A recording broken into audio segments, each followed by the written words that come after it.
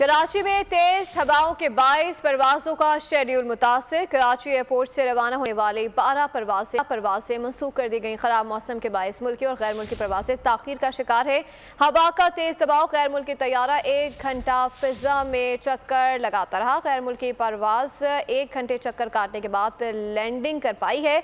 इसी बारे से मजीद जान लेते हैं सीनियर बोल न्यूज़ के नुमाइंदे अहमद अफजल से। जी अहमद, बताइएगा ये क्या मामला है?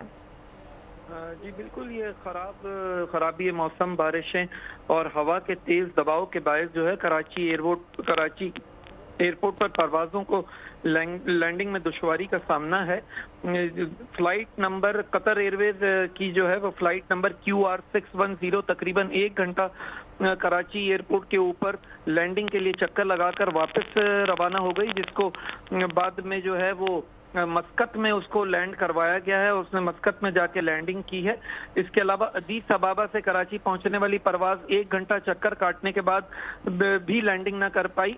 इसके अलावा दोहा से कराची पहुंची एक गैर मुल्की परवाज भी जो है वो कराची जिन्ना इंटरनेशनल एयरपोर्ट पर लैंड ना कर सकी।